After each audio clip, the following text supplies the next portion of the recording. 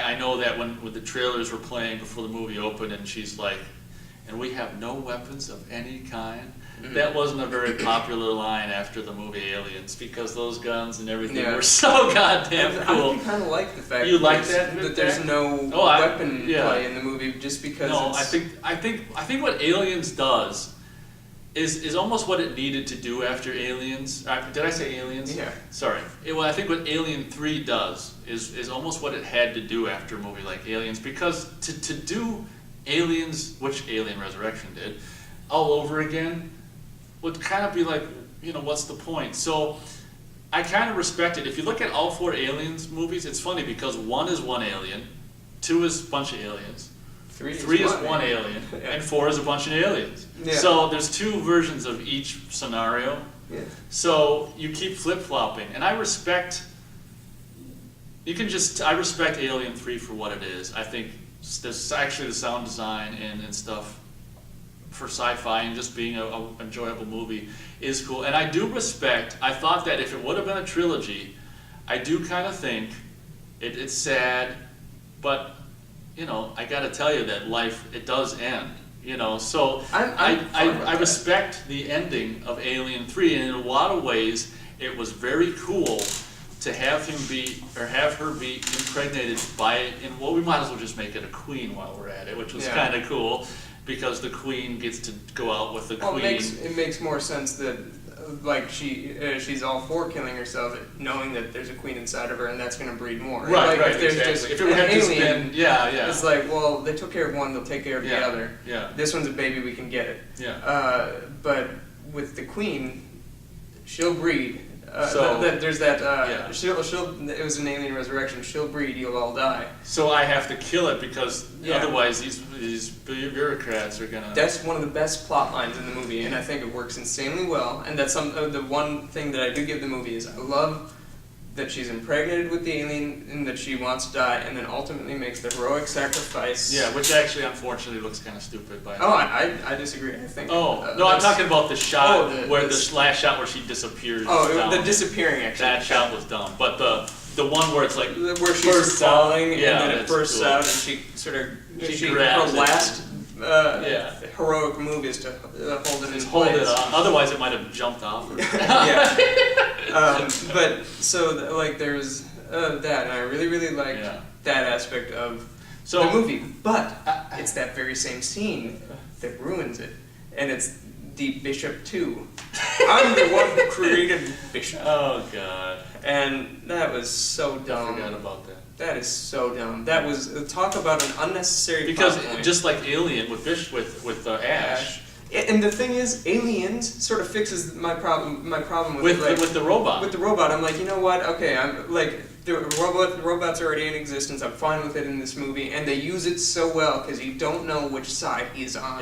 That's another thing we didn't even cover. And it was so great because even to the very last moment. Yeah, exactly. You were like, is he or isn't he? Is he gonna grab her or is he not? And like, what is he gonna do? And they use that so well, and they steal that away. They steal Hicks and Nuke by just flat out killing them. Yeah. And then they steal Bishop by having his creator be evil and a company man. Well, then why isn't Bishop like that if he created him? Let's just throw logic out the window and just try to F with people. Yeah. But then there's the theory on the internet that that Bishop 2 was actually an android with red blood instead of the white blood. And I'm just like, come on, don't be stupid. Like, they clearly if they did that, that's just fan play. That was clearly established to be the creator of Bishop, even though he's credited as Bishop 2. Yeah. Bishop 2. Okay. Which is an unfortunate thing to name your child. But, anyway. So I actually respected all of the choices that are probably very unpopular with fans because I thought it was very realistic to have Hicks and Newt, like I say, die and to have her impregnated. I mean, shit happens in life, and I thought that was very cool to do that. And I thought that if they were going to make it a trilogy, I thought that, you know, you gotta, everything that begins as an end, and I thought that it was a good way to end. Yeah. And Ripley. Yeah, I was fine with the way they ended Ripley. I'm not fine with the way that they ended Hicks or Newt. I Or think Bishop too. Or Bishop 2. Or Bishop 1. Yeah. Bishop the First. Like, that's where my problem lies. Yeah. I think the Ripley heroically sacrificing herself to rid the world of the alien, that worked. That makes sense because that's what she would do.